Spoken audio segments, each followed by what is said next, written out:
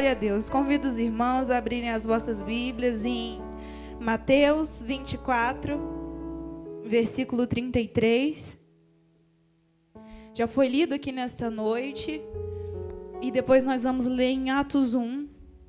Amém? E a palavra do Senhor diz assim: igualmente, quando virde todas essas coisas, sabeis que Ele está... E igualmente, quando vide todas essas coisas, sabeis que Ele está... Amém. Os irmãos podem tomar assento. Eu vou ler Atos 1, capítulo 1, né? Versículo 10 e 11, diz assim a palavra do Senhor. E olhando com os olhos fitos no céu, enquanto ele subia, eis que junto dele se puseram 2 homens vestidos de branco, os quais lhes disseram: homens galileus, por que estáis olhando para o céu? Este Jesus, que dentre vós foi recebido em cima no céu, há de vir, assim como para o céu o vistes ir. Amém?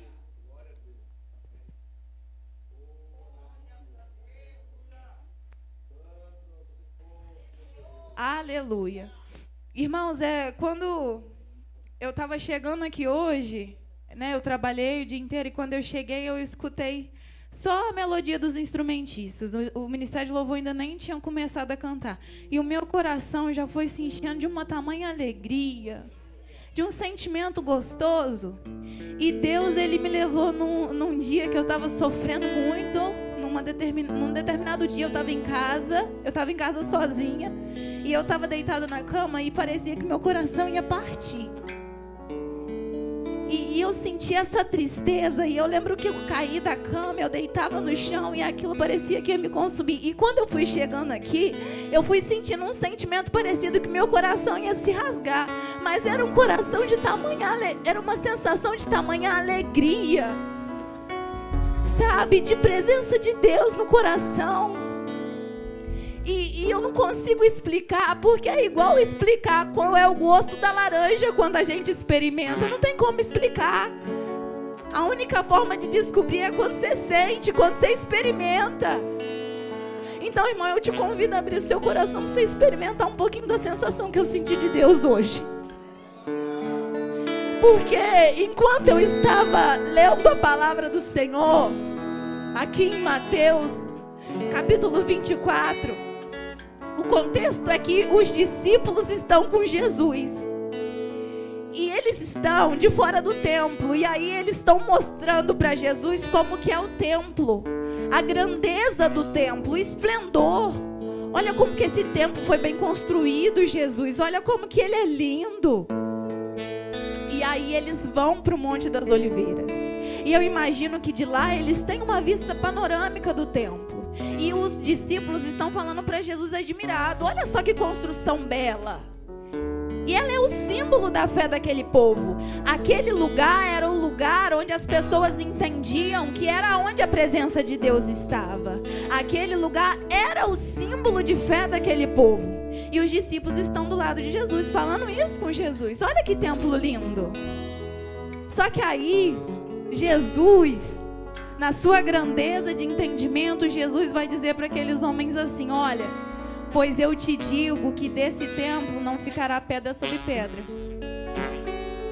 Porque o templo, ele realmente foi depois destruído, ele se acabou. Mas Érica, o que você quer dizer com isso? O Espírito Santo ministrava no meu coração que muitas das vezes a gente fica com símbolos de fé. Às vezes a gente acha que a presença de Deus ou que o agir de Deus está em alguma coisa, está em alguém, está numa oração que vão fazer por mim. Mas ei, meu irmão, quando Jesus subiu ao céu, quando ele morreu por você, o véu se rasgou e a presença de Deus habita em você. E Deus é tão lindo que Ele já nos confirmou isso aqui nessa noite. Porque enquanto a nossa irmã louvava, o que ela louvava? Ele está em você, o Espírito Santo se move em você.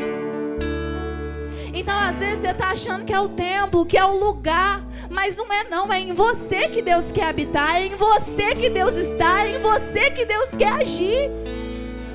Não fica muito apegado a isso não, é que é lá na igreja tal, é que na hora que aquele irmão ora, é que na hora que aquela irmã vier me entregar uma profecia. Ei, meu irmão, Deus pode falar direto com você. A sua fé é Ele. Você não precisa de um símbolo, você não precisa segurar alguma coisa para poder achar que aquilo é Deus, não, porque Deus está em você. E aí, conforme aqueles discípulos estavam ali conversando com Jesus, eles começam a tentar entender, mas como assim, Jesus? E aí, durante todo o livro, todo o capítulo 24, vai desencadear muitas perguntas, né, para tentar entender os mistérios do Senhor. E é um capítulo muito forte, né? É quando Jesus vai dizer as coisas que vão acontecer nos fins do tempo, né? Vai haver muita guerra, o amor vai esfriar no coração. Mas o que me chama mais atenção aqui é que lá no versículo 14, Jesus vai dizer assim, ó: e este evangelho do reino será pregado em todo o mundo, em testemunho a todas as nações, e então virá o fim. E aqui Deus ministrava no meu coração, porque muitas coisas ruins vão acontecer, e nós já temos visto, nós já temos experimentado guerras, fome, pestes, nós já temos visto. Mas uma coisa tem que acontecer antes de Jesus vir: o evangelho precisa e será pregado em todo o mundo. Então, meu irmão, uma coisa é fato: Jesus vem, Ele vem, Maranata, vem logo, Senhor. Mas uma coisa precisa acontecer antes que Jesus venha. E o que é, irmão? Que o evangelho seja pregado. Então, quando nós vamos lá em Atos 1, aqui no primeiro versículo vai dizer assim, ó: Atos, irmãos, foi um livro escrito por Lucas, né? Tá fazendo ligação ali entre os evangelhos, né? Onde vão narrar a vida de Jesus, onde eles vão falar de tudo que aconteceu com Jesus, e também vai ligar as epístolas que vão falar sobre como eram as doutrinas da igreja primitiva, coisas que nós precisamos aprender. Então esse Lucas é o homem que está falando isso aqui, ó: eu fiz o primeiro tratado, ó Teófilo, acerca de tudo que Jesus começou não só a fazer, mas a ensinar. Jesus começou não só a fazer, mas Jesus, quando ele veio, ele tinha uma missão aqui na terra. E ele não apenas fez, mas ele ensinou. Jesus separou discípulos. Jesus escolheu pessoas e os ensinou ao quê? A pregar o evangelho. Me ajuda aí, irmãos. Começaram a pregar o... Então Jesus só fez? Jesus só operou milagres? Não, Jesus ensinou. Jesus ensinou, porque tanto que quando Jesus volta ao céu, a gente vai ver os discípulos profetizando e os milagres acontecendo. A gente vai ver eles pregando e almas se convertendo. Eles foram ensinados, eles aprenderam a fazer. E Deus escolheu você, justamente você. E olha a obra que Deus te deu. Para que Ele venha, você precisa pregar o evangelho. É uma missão linda. E Deus foi tão lindo, irmãos, que Deus, Ele me falava a respeito dos temas de todos os ministérios.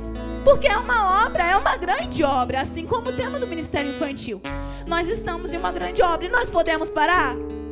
Não podemos. Por quê? Porque Ele vem. Aleluia, Ele vem. E aí, quando a gente vai continuando aqui em Atos vai, aqui nesse texto vai continuar. E eu acho lindo, porque esse momento é o momento em que Jesus está ali com os discípulos. E aí, Jesus, ele ficou, depois que ele morreu, ele voltou aos discípulos. E ele ainda ficou 40 dias com ele. Continuou falando, continuou ensinando, falando para eles assim, ó, fica tranquilo. Porque eu tô indo, mas eu vou deixar um com vocês. E, né, vai dizer aqui no versículo 3, ó: as quais também, depois de ter padecido, se apresentou vivo, com muitas provas infalíveis. Infalíveis. Ele foi visto por eles no espaço de 40 dias, e falando das coisas concernentes ao reino de Deus. E estando com eles, ele determinou que não se ausentassem de Jerusalém, mas esperassem a promessa do Pai, que disse: de mim ouvistes. Olha, que promessa é essa? A promessa é: Jesus vem, ele vem para buscar a igreja. E esperem a promessa de Deus. Irmão, espere a promessa de Deus. Você pode esperar a promessa de Deus um pouquinho? Porque eu me lembro que teve um dia aqui conversando com meu tio, tamanha aflição do meu coração, eu falei assim: eu acho que eu não quero isso mais não, sabe por quê? Porque eu chego a pensar assim: eu vou ter que viver a minha vida inteira esperando por isso? E às vezes você pode se perguntar: Deus, eu vou ter que viver a minha vida inteira esperando por isso? Mas ei, espera a promessa do Pai. O que foi que Deus te prometeu? O que foi que Deus te prometeu que no meio do caminho, com o passar do tempo, você deixou de acreditar? Qual foi a cunha que colocaram no seu coração para que você deixasse de ter fé, para que você deixasse de acreditar na promessa que Deus te fez? É o tempo. É o tempo que está passando e você acha que porque ele está passando, Deus não há de fazer? É alguém que falou para você: cadê o seu Deus? Foi uma situação que quando você esperava que ia melhorar, a situação ficou pior. O que foi essa cunha que colocaram no seu coração que tirou a fé, que tirou a vontade de orar, que tirou a vontade de jejuar? Qual foi? Ei, Deus está te dizendo: espere a promessa do Pai. Foi Ele que prometeu, e Ele não é homem para que minta, e Ele não é filho do homem para que se arrependa. Oh, aleluia, aleluia. E seguindo aqui em Atos, no versículo 5, vai dizer assim, ó: porque na verdade João batizou com água, mas vós sereis batizados com o Espírito Santo. E quando? Não muito depois desses dias. E seguindo aqui, ainda vai dizer assim, ó: aqueles, pois, que se haviam reunido, perguntaram-lhe, dizendo: Senhor, restaurará tu neste tempo o reino de Israel? E aí Jesus é lindo, porque ele vai dizer assim, ó: não vos pertence saber os tempos ou as estações em que o Pai estabeleceu pelo seu próprio poder. Eu sei que Deus aqui está falando em relação ao tempo que quando é que Deus vai voltar. Mas eu aprendi aqui: Deus, o Senhor vai fazer? Não é assim que a gente pergunta? O Senhor vai fazer? Quando é? Como é? Ei, meu irmão, não te pertence saber. Não te pertence saber o tempo, não te pertence saber as estações, porque quem determina isso é Deus. É no tempo de Deus. Mas está difícil. Mas Deus não me curou. Mas imagine você viver essa dor sem a presença de Deus. Imagine você viver nessa situação sem o Espírito Santo de Deus. Ah, mas Deus ainda não salvou meu filho. Mas imagina se você não tivesse de joelhos dobrados pelo teu filho.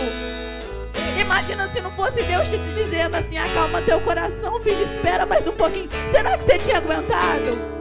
Ah, mas Deus ainda não fez. Mas enquanto Ele não fez, Ele está com você. Enquanto Ele não fez, Ele cuida de você. Enquanto Ele não fez, Ele te dá renovo. Enquanto Ele não fez, Ele te restaura.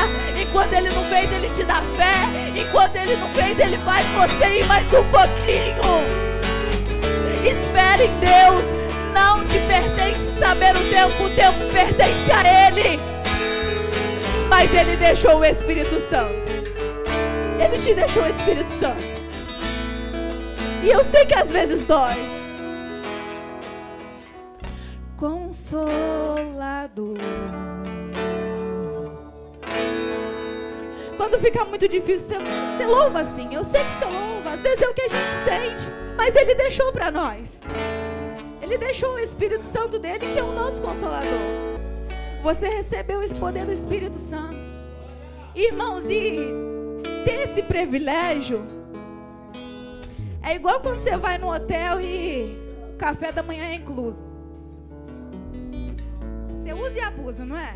Você vai...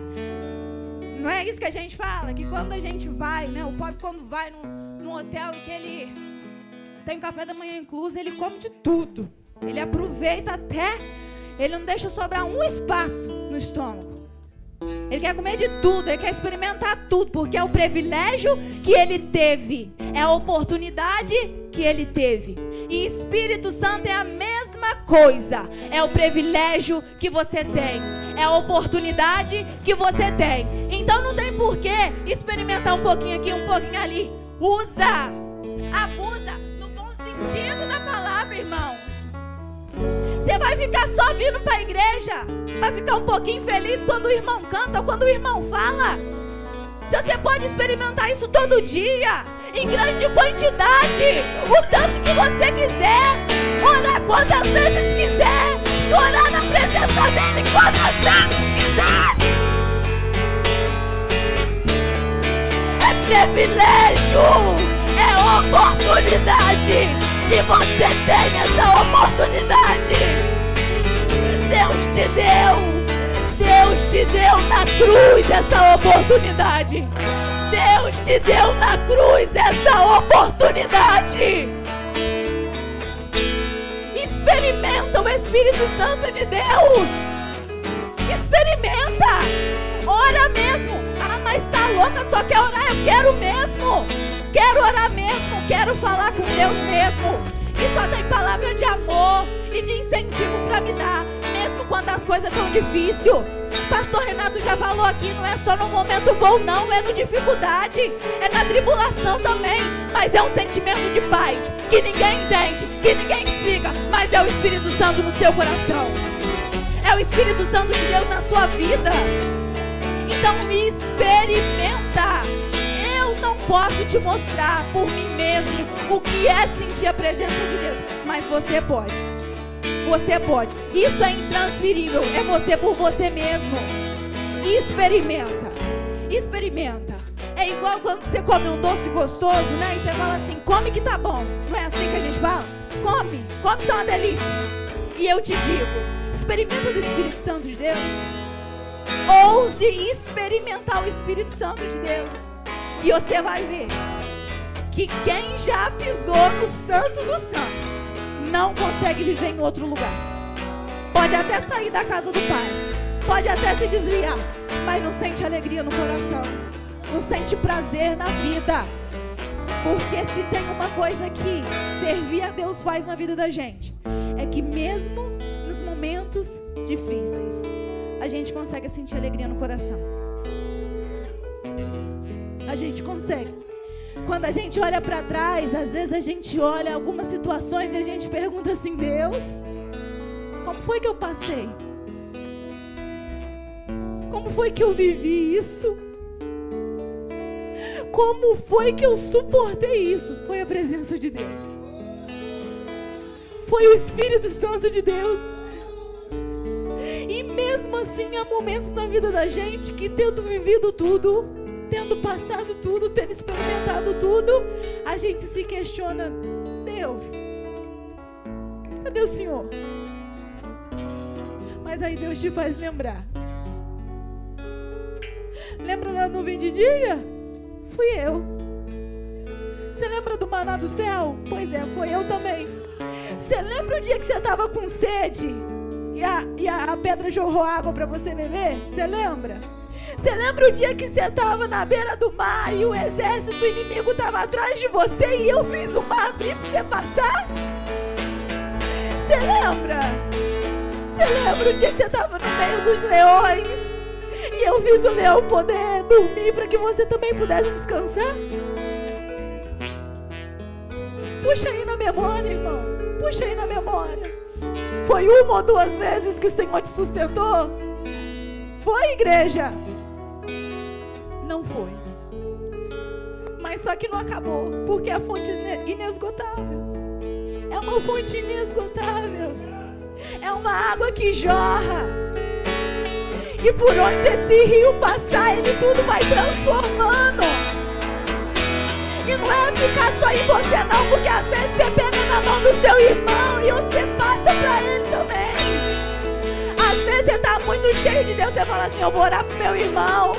E aí o meu irmão fica cheio também. É uma água que jorra, que transborda. E se você está tentando encontrar essa alegria em outro lugar, eu sinto te dizer, você não vai encontrar não. Você não vai encontrar. Porque só um, que é nome sobre todo nome, que é Deus poderoso sobre a terra, sobre o céu. Só Ele é capaz de fazer isso na vida da gente. E quando Jesus estava dizendo tudo isso, Ele estava sendo entronizado no céu. Logo depois de dizer, imagina que visão linda, ter Jesus falando isso para você e depois ver Jesus ser elevado nas alturas, sendo recebido pelo Pai. E aí 2 homens vão aparecer para eles e vão dizer, por que estáis olhando para o céu? Esse Jesus que dentre vós foi recebido no céu, Ele há de vir. Ele há de vir. Ele há de vir. Você entendeu isso nessa noite?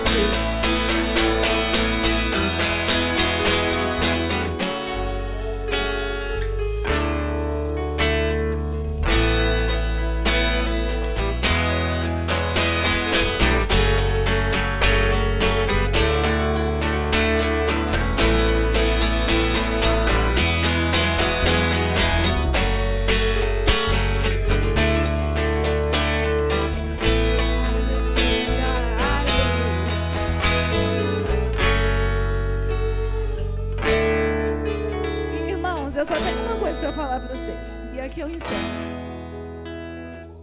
Se sentir o Espírito Santo de Deus aqui na terra sem ver Jesus já é bom.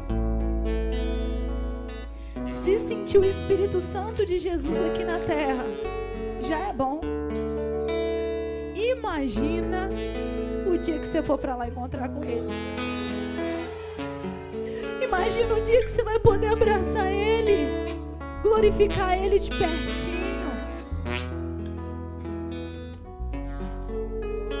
Imagina quão grandioso será, quão glorioso será, irmãos.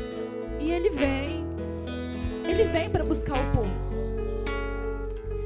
Mas eu disse, né, que Deus me deu todos os temas, né, dos ministérios. E aqui nós temos um legado. O legado de Jesus, o legado que passou pelos discípulos, o legado que chega até nós e que nós devemos levar também. Porque nós aguardamos a volta do Senhor, isso é certo. Mas nós não queremos ir para lá sozinhos. Nós queremos ver a nossa família sendo salva.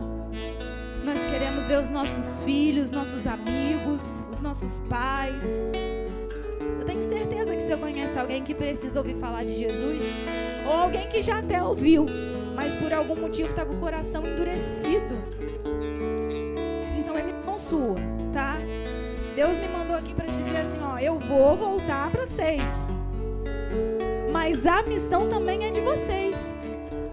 Pregar o evangelho, pregar a palavra, orar. Orar com mais amor, sabe? Porque a palavra fala que no fim dos tempos o amor vai se esfriar. Mas nós estamos sentindo a presença do Espírito Santo. Então o amor não pode esfriar aqui não. Então nós vamos orar. Nós vamos orar pelo nosso próximo. Vamos orar como se fosse, mas eu não tenho um filho que está precisando, mas eu tenho um amigo. Então eu vou orar como se fosse meu filho. Eu vou orar para ele. Eu vou jejuar por ele. Porque é missão sua. E é um legado seu. Que você precisa deixar. Jesus não só fez, Ele também ensinou. Nós também precisamos ser assim. Nós precisamos fazer, mas nós também precisamos ensinar. Com as nossas ações, com as nossas atitudes. nós também precisamos ensinar.